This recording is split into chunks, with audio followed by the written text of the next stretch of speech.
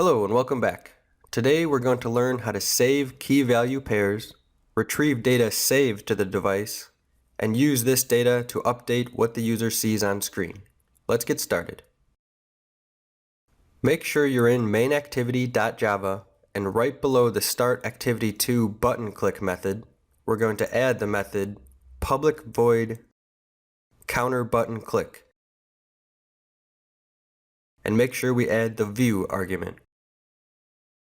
We will be using shared preferences to save our first set of data.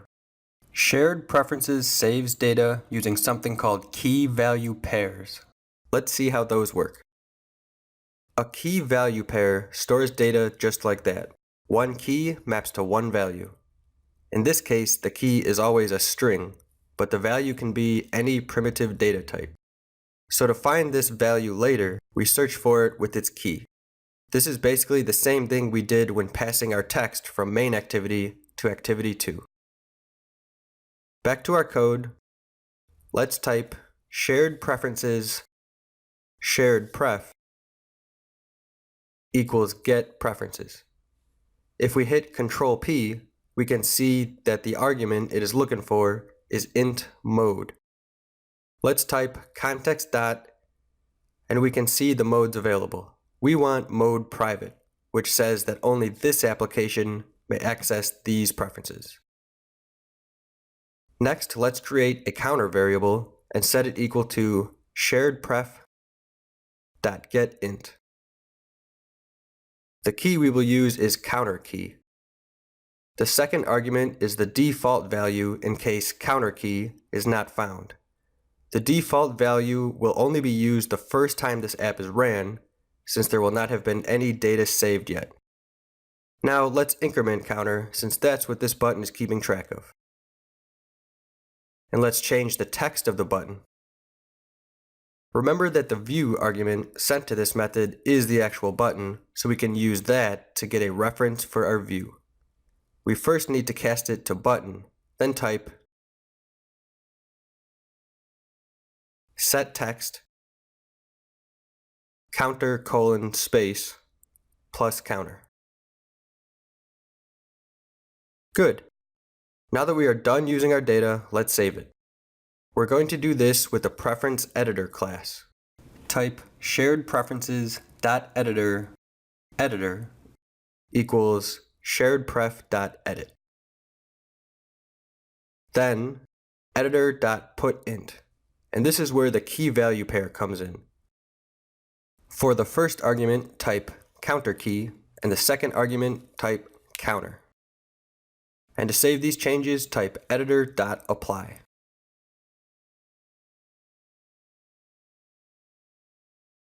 Let's change to our XML file, and just like we did before, we have to wire up the button to the method we just wrote. This time, let's do it through the text editor. Switch to the text tab and scroll down to the button. Right before the closing brace, add a new line and type Android::onClick equals counter button click. Now let's start our emulator and see how we did.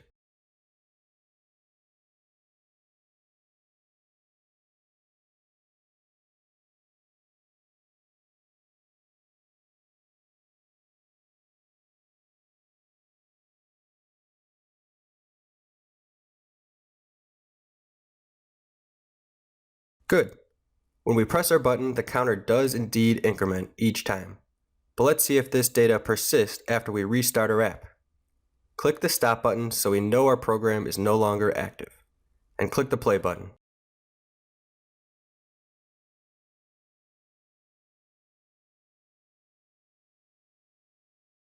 Well, it still says button, so we need to change that so the correct number is shown right when the app starts, but we can still click it to see what happens. Hey, it didn't forget our counter.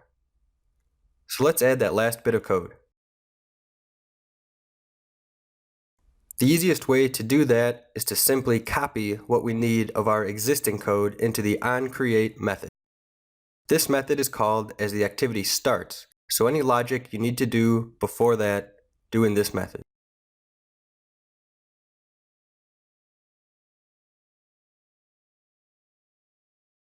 Now we no longer have our view variable, so let's switch that with find view by ID r.id.counter button. Now let's restart our app.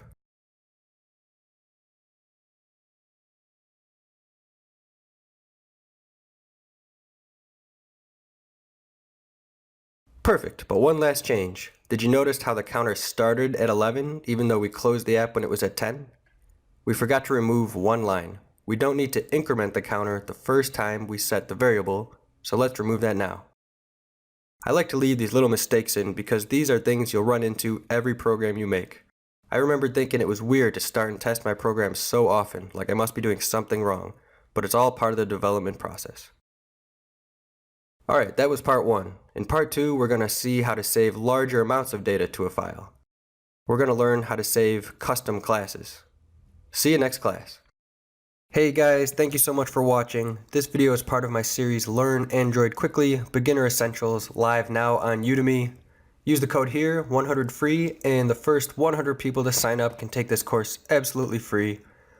I want to spread the good word about Android programming and get more people coding. So thanks again for watching, link in the description, and I'll see you soon.